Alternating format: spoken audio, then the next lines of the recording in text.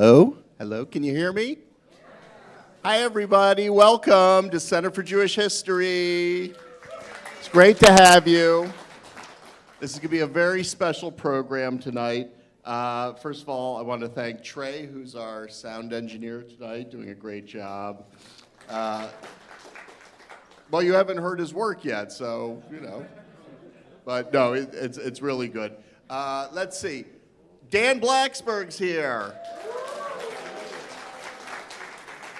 Andy Statman. I really want to thank, first of all, the YIVO Institute for organizing this event on behalf of Center for Traditional Music and Dance, my organization. We run a little festival. Actually, it's not such a little festival, called Yiddish New York. Coming up December 20th through the 25th, so check the web, yiddishnewyork.com. You don't have to speak a word of Yiddish to have a great time at Yiddish New York, but we can't promise that you might learn a little bit of Yiddish while you're at Yiddish New York. So, but it's a lot of fun, so definitely you may want to check that out. I want to just thank the sponsors tonight. Also, the Shalom Aleichem Cultural Center has been engaged in this event as well. All right. Thanks to the Atron Foundation, the National Endowment for the Arts, and New York State Council on the Arts, all for their support of this program. And it's going to be a very special program. We're here to celebrate 100 years of the recording legacy of a man named Dave Tarras. Surely the only klezmer musician who has actually showed up as a clue on Jeopardy. This is true.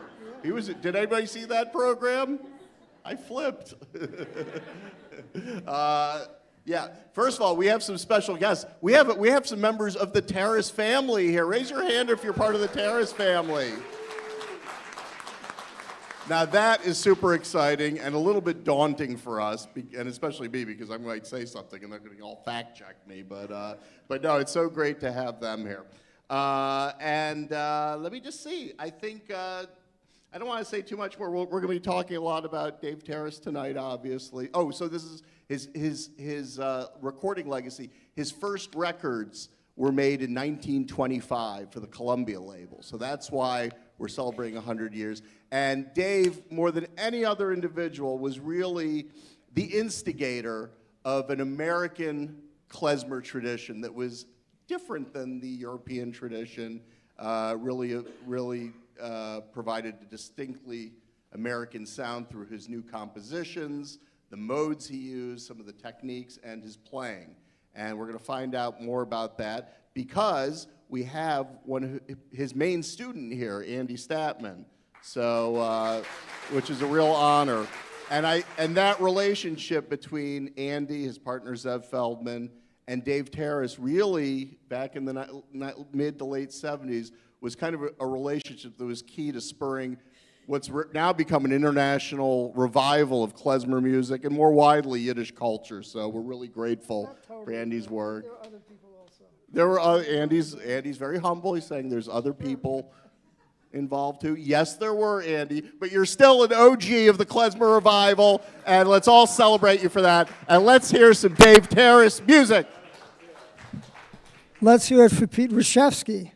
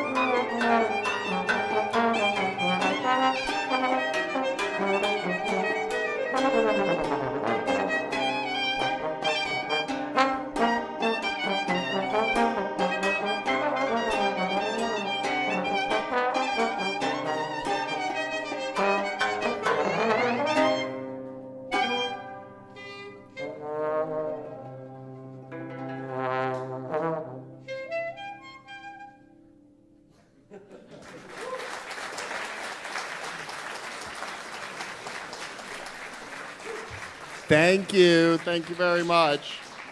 Boy, we started out that set with a couple secret tunes, because those were two tunes actually that Dave Tarras wrote for Andy.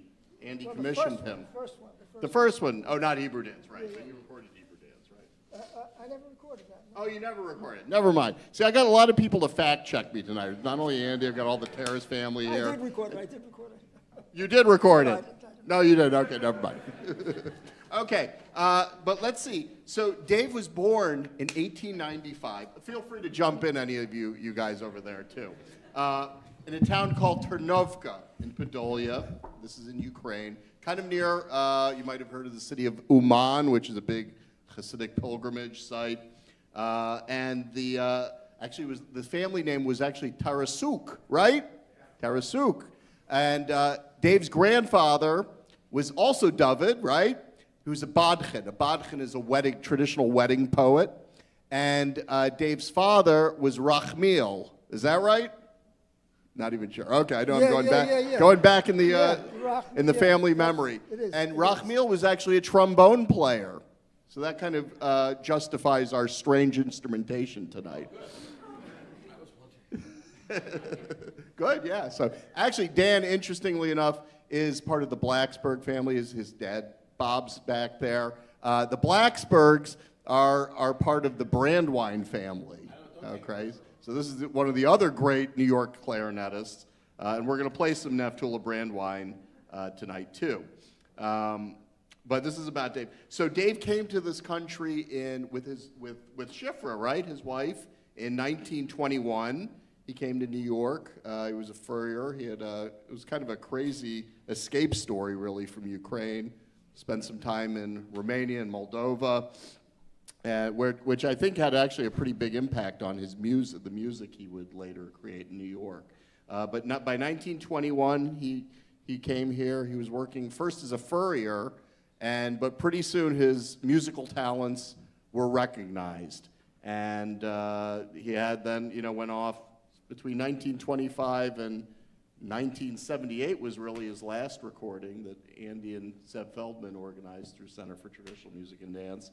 I mean, he was on hundreds and hundreds of records. I mean, recording with just about everybody great in the Yiddish field of Yiddish music through that time, including my cousin Jan Pierce. So we're all connected somehow to this event. Let's see. Do you want to say anything about the next set we're going to play? I know you have a little story about the first one, right? Yeah. There's a bunch of things I could say. Please do. Well, I was fortunate to be able to spend time with Dave and study with him, and he was really very generous with me and very grandfatherly-like to me. It was very. Anyway, actually, so the first song, "Another Glass of Wine," just that's. I had the idea that Dave was he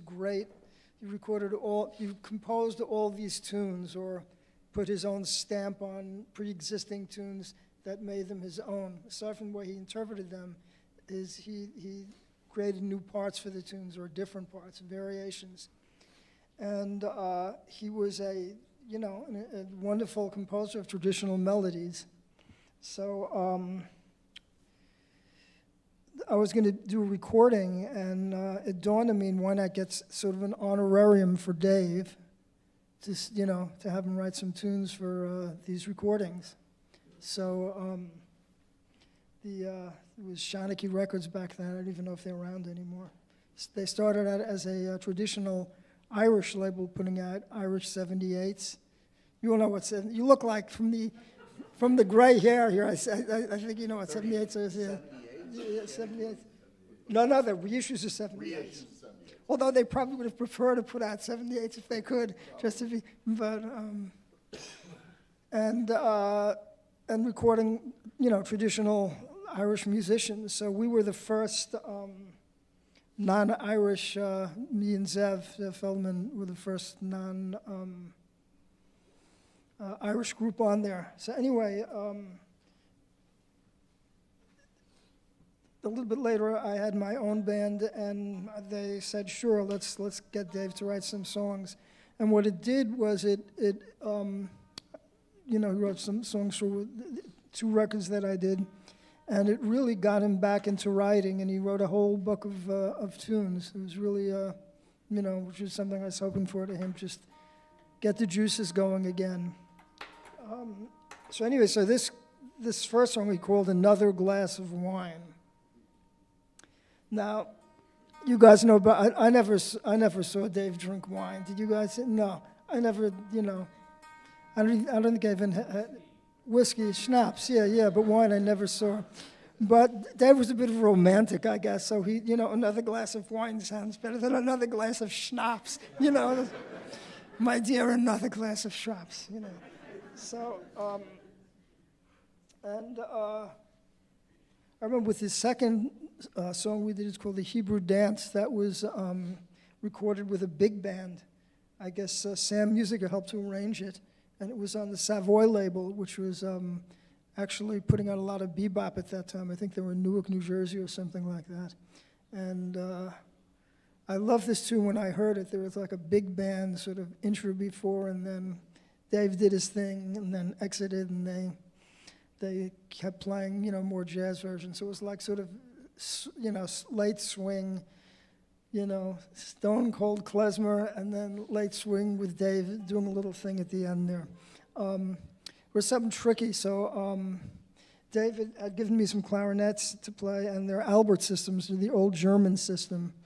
And I remember when I studied with him, he had no, we can get to this later, but he had no real, he didn't have for what I wanted to learn, he had no real way of teaching. It was, you know, not going to teach it out of a book or something. It's really, you can't really learn this music by reading in the notes. You have to really understand the language of the tone and the phrasing and how to ornament. Dave was very big on, do you understand what I'm saying here? Ornaments and things like that? Maybe you can show what an ornament is.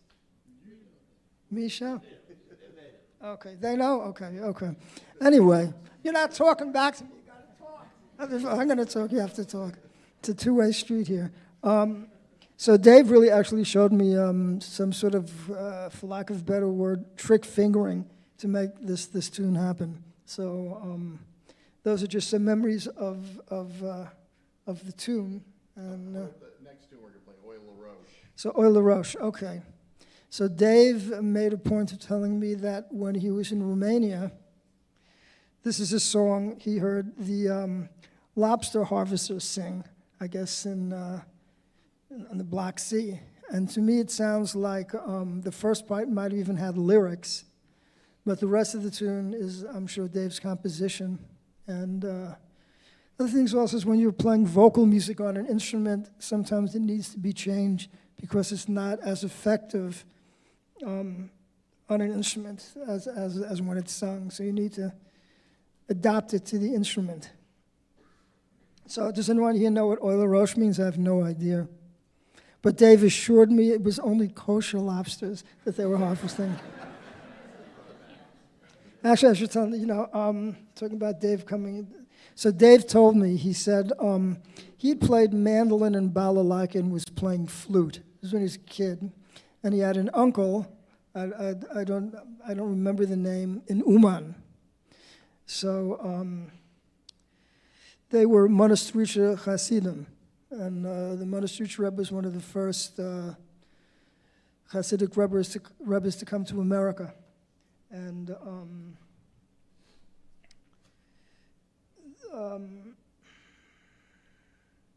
what was the point I was going to make? I don't even remember anymore. Oh yeah. So anyway, so as the Monastericha Rebbe was lived in Uman. So I guess Dave and his father, I guess the other boys or whatever, I don't know if the woman went, they would during they go to spend Yom Tov, particularly Rosh Hashanah through I guess Simchas Torah in Uman to be with the Rebbe. So at that time, Dave's uncle was he says a really wonderful clarinetist, and he made the switch to clarinet. And I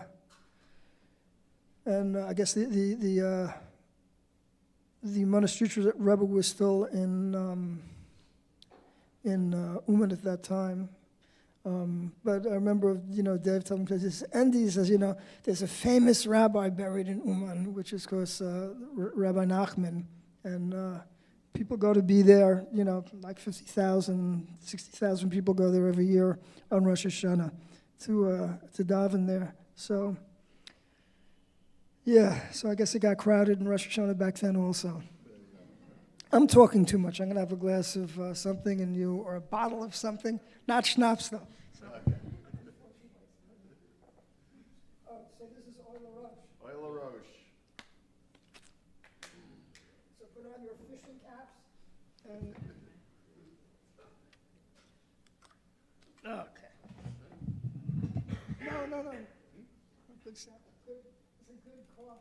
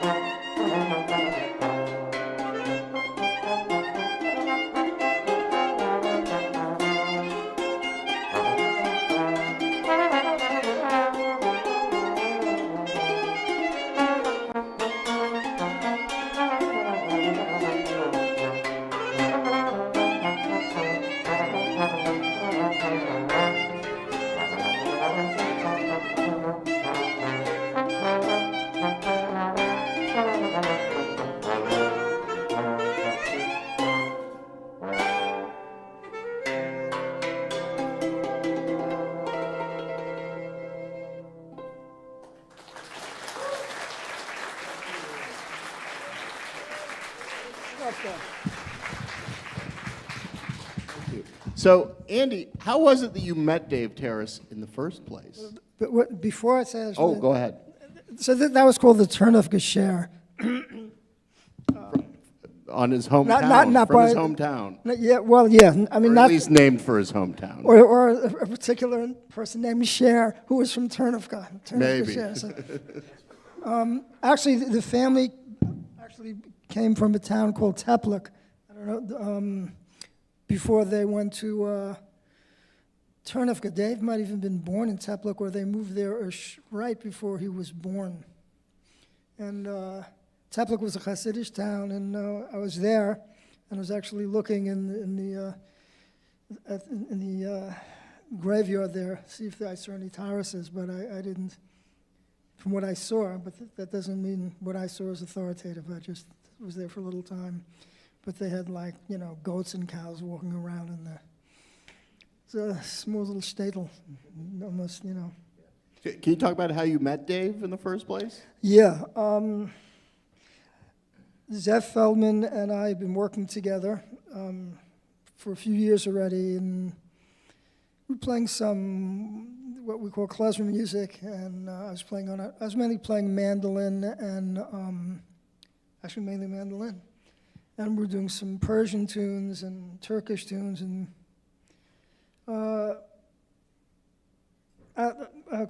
to make it long story short, we decided to, I guess, concentrate on Jewish music. And I looked up Dave in the Union book. And that's probably the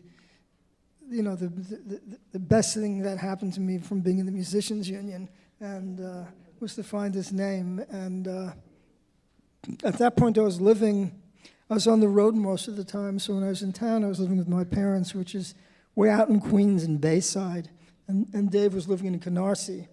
So I had to take a bus and a train to the, from the beginning of the line to the end of the line for another train, and then another bus.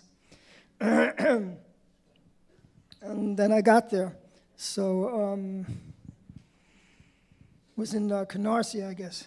There's big buildings in Canarsie. Did you remember that at all, or I don't know? Okay. No, that was after. This was before. And he, I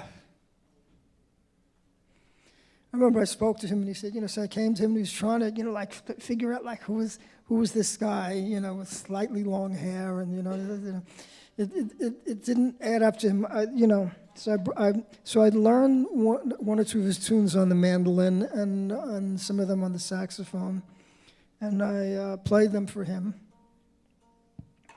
So he saw that I could play, and that I was really interested. So I remember he was going to show me a tune, which I'd never heard, and then he saw me taking out of my bag a tape recorder. He says to me, "You'll love this. It's great." He says, "You come for a lesson, and you want I should make a record too." He's just kidding around. He's just chappering me. So it was good. Dave was funny. So he recorded this song, and then actually I went out on the road. I got a call from, I don't know if you know who Vassar Clements was, but yeah. So I got a call to go on the road with Vassar. So I moved down to Nashville and was on the road with him for a few months. And when I came back, I moved to Brighton, and I called Dave. And I told David I wanted to get one of these Albert System clarinets. And so anyway, I called Dave, and he said, "I have a clarinet for you, and, come on over." So it was not much of a walk to where, Coney Island is right next to Brighton Beach, where I was living. So I went to see him, and, that began a really wonderful relationship. He wound up playing my wedding, and knew my kids when they were young, and it was really wonderful. So, can you just describe, what was it like to take a lesson from Dave? How did that work? So basically, what we'd do is I would get to Dave, and I would be offered. His wife had made some cookies for me, and they gave me a cup of tea, and we'd sit and talk, for about half an hour, and. I remember he had a picture of Golda Meir on the wall, and we're talking, and then at one point, Dave, sort of moved away and went further into the apartment and came out to the little table, and he had his clarinet with me, and then he would just start playing. So first I would say, "Oh, Dave, how do you do this?" He'd say, "Oh, this is where I said, Dave, I try to figure this out. I can't figure this out. How do you do this? What are the notes?" He said, "You do it this way." "No, never that way, but do it this way." And then he would start, if I was playing something, he had a whole big sheet, I guess, a whole big concept of ornamentation and not to over-ornament. And what he would do is he would just basically play for me for 45 minutes for an hour. And during the playing, when he was playing something that was very poignant or emotional, he would look me in the eye and go like this, or he would move his hand to express some emotion that he wanted me to pick up on. And, it was very special. So so that's what lessons were like with him. And that hand motion actually comes out of the davening. You see people daven like that, and they, in the shtibbelach and things like that. They move their hands like he moved his hands. This is where his background was. So, but yeah. I said too much. No, not at all. So the next set we're going to do, we're going to start with a tune, a very familiar tune, a gosnig, a wedding, a street melody for a wedding. And after that, but the gosnig, and we're going to add a part that never, I don't think Dave ever recorded, but that Andy learned from Dave. So it's really cool to have. Did he? Oh, see, more fact checking tonight. Tough crowd. We're going to then play a tune, a chussedel, a kind of a slow niggin, a spiritual tune called the Schatzer Chused, which was actually recorded by Dave's first klezmer employer, Abe Schwartz, who was kind of the great record man from Columbia Records, and also a very fine Romanian Jewish violinist. We're going to go then into a sirba, kind of a fast circle dance that was actually recorded by, we talked about Naftula Brandwine before. But Dave could have played it. But Dave could have played it. We don't know. We don't know, but Naftula did record it. And then we'll go back to actually one of Tarras's first recordings from 1925, the Monastrichter Rebens Chused. Yeah, I was actually, this is one of the,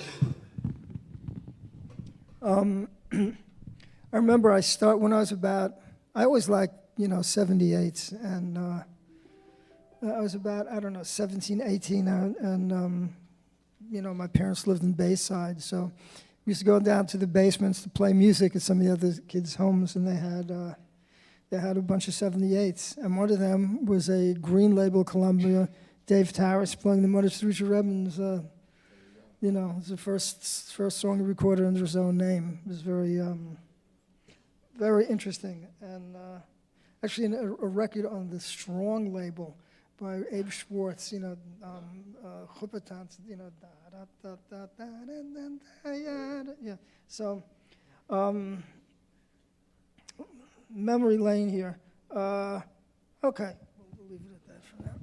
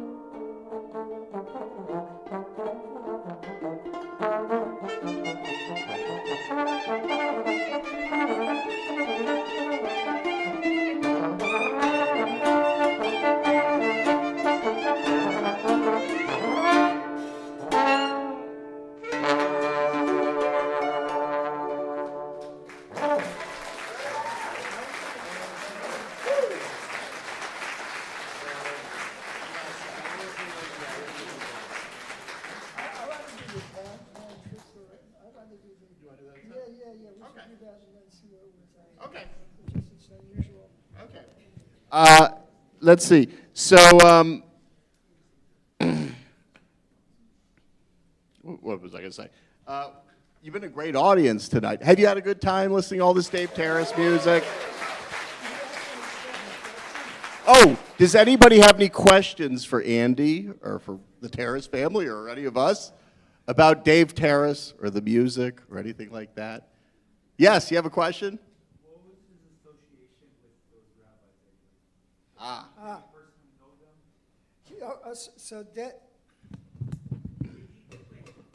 So Dave was a Monastiricher chassid. So this song from the Monastiricher Rebbe was written in honor of he named it in honor of the Monastiricher. It wasn't a pre-existing Monastiricher niggin or melody. It was something that he wrote. And he told me, he said that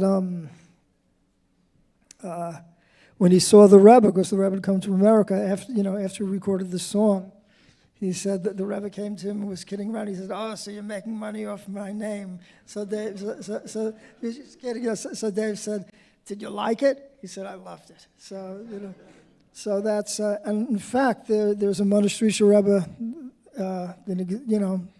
in Brooklyn now, and I asked him, and he doesn't know of the song. They don't have. I guess a lot of the musical legacy in Monastiricher wasn't preserved, but Dave similarly had a close relationship with him and went to him for bruchas and things like that. So, any other questions? Back there, yeah. Yeah, when you mentioned that Dave Tarras sort of modified klezmer music for America, what do you mean by that? Yeah, I would say in a few different ways, and jump in. And a lot of this comes from things written by Zev Feldman. I want to give a lot of credit to Zeb. But Tarras, for instance, there were sort of separate genres in Europe of dances, circle dances, freilichs, which are a little bit slower, bulgars, which have kind of a little bit of a triplet beat underlying them. And so in America, particularly with Tarras, a lot of his compositions kind of merged these two forms, okay? And so you got these sort of, we call these Bulgar Frelichs hybrid tunes. So a good example would be Ternovka Share, which we played. He also changed the keys too. So he put a lot of, in Europe, a lot of the tunes were either like in minor or major, kind of going back between minor and major. So Dave liked this Frege scale, which we played on the Ternovka. Oop, it's hard to do with one. Okay, so it's a little bit Middle Eastern sounding, it's a little bit Romanian sounding. It was good for sort of a nostalgia feeling for the new immigrants. So there was sort of like, almost like this creation of this, a little bit of an imaginary, kind of, I wouldn't say imaginary, but sort of an augmentation of maybe their memories from, if they were from Bessarabia or Ukraine or places like that. So, so I would say in those two ways, and also the way he played. I don't know, Andy, is there anything you want to say just about how Dave played and like how, what you hear him doing maybe a little bit differently from other clarinetists of New York? I mean, Dave was, so that you guys will enjoy this story. Okay, so Dave was a basically trained musician. He was a good reader and, you know, manuscripts. And there's a great story. He told me that, I'm telling this for you guys, he said that during the World War I, he was, before he escaped from Russia, he was leading the Russian military band, one of the military bands. And then they were playing in the trenches, and I have a friend whose grandfather played in an American band in, you know, during World War I, and they'd have this whole brass band there, and they'd play all these rousing military marches and patriotic songs, and then all the solos would run up and charge out of the trenches and get mowed down, unfortunately, and then bring in the next guys. And then, anyway, so Dave told me that you know, they weren't that far from the German trenches, and they could hear, you know, they could hear things. So Dave was playing, and he said to me, he says, Andy, he says, you know Poopsie? And he said it to me like, you know, of course you know Poopsie. So I was too embarrassed to say I didn't know Poopsie.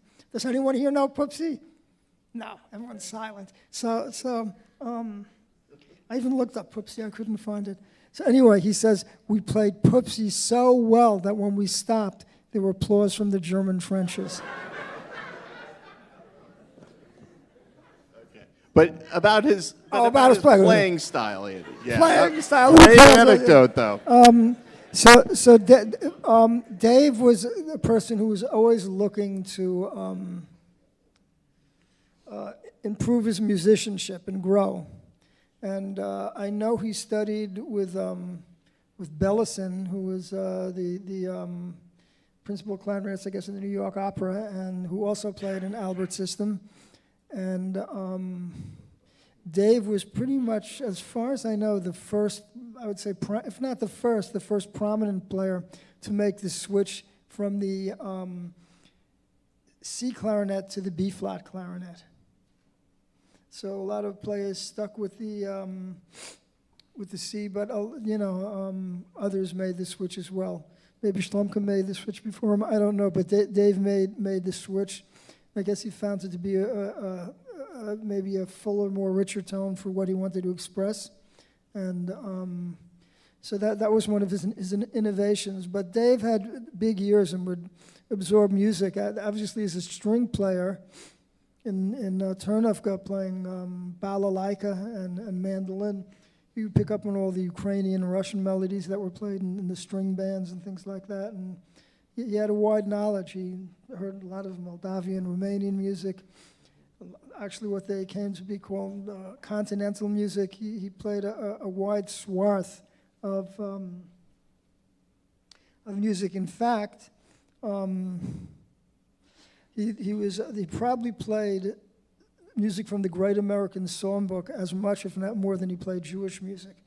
So we're talking about Gershwin and you know, Irving Berlin, and in fact, I have a cousin who was a great songwriter named Sammy Fain, who, I don't know if anyone knows, who wrote I'll Be Seeing You, and secretly wrote the music to Alice in Wonderland, and, very well-known, had his own national radio shows and things like that. So Dave knew who he was. So I remember when we did this first big concert for Dave, which is sort of like his reemergence and coming out party, I told him that Sammy Fain was there to see him. I thought he'd be pleased, and he, it got him a little. Said, "You shouldn't have told me that. It's going to get me nervous." I said, "Dave, Dave, you're great. You don't have to worry about Sammy Fain." So, and I guess Sammy had seen him play when he was a kid. So, so what Dave did was he had a wide variety of music that and I guess manuscripts that he drew from, and these things would be incorporated in his music. And he said to me, he says, because I talked to him about mixing styles and other things, and he says, he says you have to know, what's how much to put in and how much to leave out. He says, you don't. You want to improve the music, not hurt the music, basically. Exactly the same thing another great synthesizer in America called Bill Monroe said, you have to know what you're doing and be able to take and have it become part of the style in a seamless way. So Dave was a master at that. And he developed his own style, his own repertoire, but he was still a master at the older repertoire. And he actually told me he played actually some of the first big Hasidic weddings in New York back in the late 40s, early 50s, particularly for Lubavitch and the previous Rebbe. So does that answer some questions? Very good, very good. Any other questions? Yeah. Speaking of using different instruments, maybe this is probably technical, but did he change his style, make accommodations from going through the acoustic recording period to the electrical recording period? What he told me was that he said they used to record into the big horn. So this is before the electric mics or whatever, and he would they go down to Camden, New Jersey, and the clarinet was pretty far away from the horn, and the violins were closer, maybe the piccolo, the tuba was way in the back, banjos can be pretty raucous, so that was pretty in the back. So they had a formula worked out in terms of how they would place the musicians, so it would sound good. Not that different from what they do these days. I mean, you also had the impact of the Depression, and just, they didn't have as much money, so he went to, from these big bands, a lot of his recordings by the 40s, I guess, were trios really. Yeah. Right? Trios and I think he enjoyed working actually in small ensembles. It's very intimate, and particularly for recording sessions. I don't know how much of the music that we're playing for you he actually played at weddings. Of course, at weddings he'd mainly play Yiddish theater songs or, some standard freiluchs that people knew. And then he told me he played everything up through the Beatles. He played the tenor saxophone. So, but all this music he's taking in all this music, and he's amazing. He's a person who. Went from, like on a Motzi Shabbos, a Saturday night, they'd hired his father's band, and they'd send these big carriages with, like, white horses, to play for the local graf, the local royalty. They'd have fur blankets for them to wear as they were going to the, and he went from that to seeing, a man go on the moon. I mean, it's pretty amazing. I should say he loved classical music. I remember him, I think he would have liked to have done that. Well, I should stop? Believe it. Should we, just one more question, then we'll play a set? Yeah. You mentioned switching from the C to the B flat clarinet. Yeah. Which are you playing? I'm playing a B flat. Andy, though, is playing an Albert system, which... Yeah. I have a C, but I like the way this is sort of more all-purpose for me. But I have a C clarinet. It's not the greatest, so it's probably why I used to play C clarinet almost exclusively, C clarinet. But for the last number of years, I've been playing mainly the B flat, and I mean I used to play a lot of E flat clarinet also, and I used to schlep them all to gigs. But who wants to do all that schlepping anymore? I mean, it's I just have a mandolin with me also, so it's. Okay, should we play another tune? Yeah. All right, I think we're going to play one more tune. What do you want to play, Andy? I mean, I go for the introspective stuff, but I don't know if that's what you want to hear. So. Let's do the Trisker, yeah. Okay. All right. So this is another Rebbe, Okay, this is the Trisker Rebbe's Chussid. the Trisker Rebbe. But we found actually in doing a little searching, it's great that so many of the 78s are now available on the internet. We found actually 3 versions of this, each slightly different with different recordings, different sections. But the original was one of the original 1925 recordings from the Trisker Rebbe's Chussid. Yeah, you want to set it up? Or? Yeah, go ahead.